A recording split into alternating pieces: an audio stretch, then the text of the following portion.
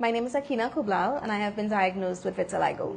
Vitiligo is an autoimmune condition that affects the pigment of your skin. About 1% of the world population has vitiligo. It's not something hereditary and there is no known cure or reason that causes it. No known reason that causes it.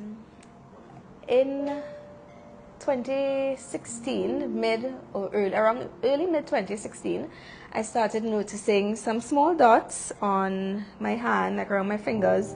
I almost thought it was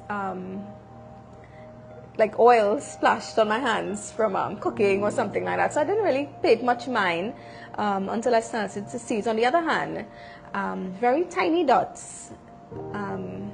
So yeah, again, still not paying it much attention. And eventually when I noticed it starting spreading around the tips of my fingers, I went to a dermatologist and we ran some tests and she eventually told me that it was vitiligo. Strangely enough, I had to do blood work and stuff because a lot of people who have vitiligo, sometimes there is an underlying condition, could be thyroid or other autoimmune conditions. So my test came back negative. I didn't have any of those things. And I guess we just had to manage it and do consultations and that kind of thing because there is no known cure or anything that you can really do to get rid of it. Like I said, it started appearing in around 2016 following, well, I don't want to say following because like I said, there's no known reason that you can have it. But studies have shown that it is caused by stress. A lot of people who have gotten vitiligo have said that it's because it came afterwards a very traumatic incident or something that would have happened in their life. So in 2016, late 2015, I was injured on the job and it was around 2016 or so I started seeing it happening. Again, I don't know if it is that, but that was one of the most difficult times for me, you know, going from working full-time, being very active, to then being at home, you know. It was a kind of major transition for me. The trigger? Well, it was a knee injury, very minor, but I think it could have possibly been one of the triggers because even though the physical injury was minor, the mental impacts of it, you know, like I said, I work for an airline and it's a job that I loved, something that I wanted to do my entire life since I was a child.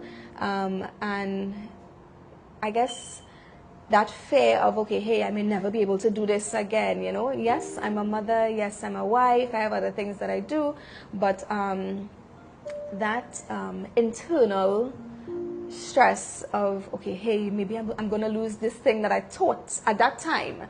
I thought it was the one thing that that made me who I was in a sense, you know. Like I said, very early on, I think, obviously, you know, like anybody, when you start seeing stuff, you Google it, right? So I started Googling spots on your hand, white spots all over your body. And little things would come up about vitiligo.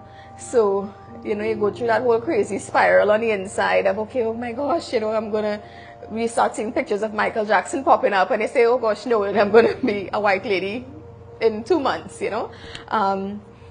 So I tried, I guess, to push that at the back of my mind, saying, no, this could never happen to me.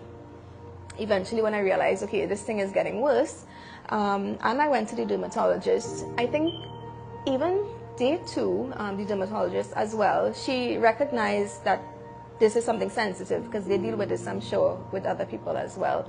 And she told me that people that have vitiligo, one of the things, because there is no cure, the treatments for it is really just mental stuff, you know, therapy, psychological stuff, because it does impact you mentally, having to go from knowing yourself one way to then looking in the mirror and seeing yourself in a totally different way.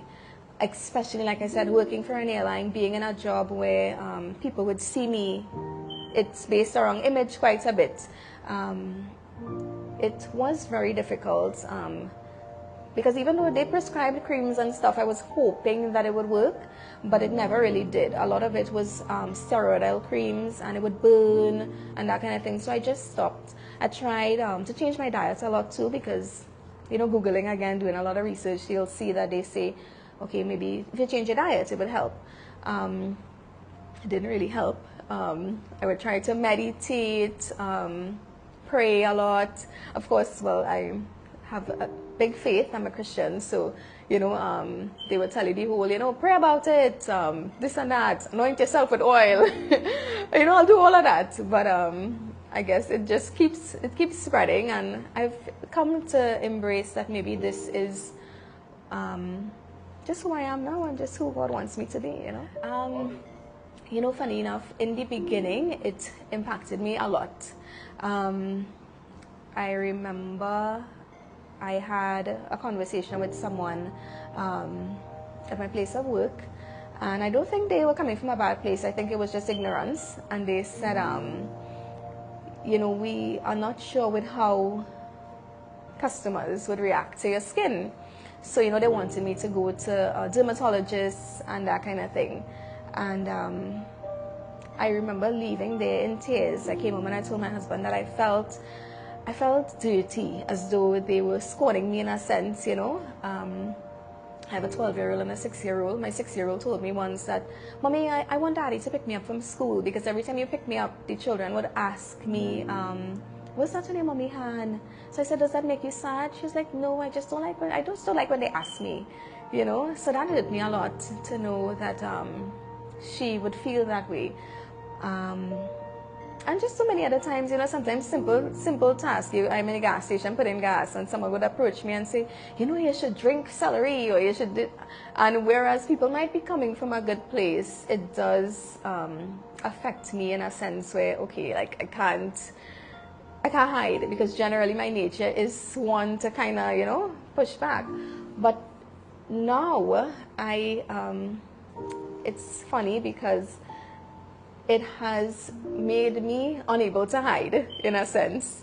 But it has done something to me on the inside where, because I could no longer hide, it has really brought out a boldness in me to kind of focus on who I am more on the inside, Because now that I focus, I guess, on exterior image so much in my life, that now that I could no longer be that perfect image of what perfection is really an opportunity now for me to focus on who's the real me, to show my daughters, okay, Mommy didn't let her skin define who she was. She didn't let this make her feel as though she wasn't beautiful. So that true beauty and who I am is really on the inside of me, I have learned that I was meant to stand out. All my life I've been very shy, A coworker told me recently that if I look back, she told me, go and look back at your pictures from some years before, and you'll see that something in you has changed. So it has showed me that it's okay to stand out. I don't need to hide. I don't need to feel bad. I joke and say sometimes that maybe this is God's sense of humor, His way of saying, oh, you wanted to hide? No, I'll give you something that people will see you. You can't hide from this. Sorry. My biggest change in myself is my confidence, and also my empathy for others as well.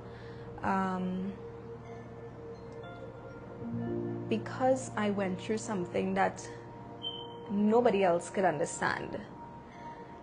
People would always say, girl, I don't see this. You sing that, I don't see that. You look just like yourself to me, but I know how I feel. So because of that, it has given me an empathy, I think a bigger sense of empathy for other people. So somebody might be going through something and people will say, girl, no, that small thing, get over that. But nobody should be allowed to tell you how something should make you feel, because only you know how that affects you. So my confidence, but more so that sense of empathy for other people and what they're going through.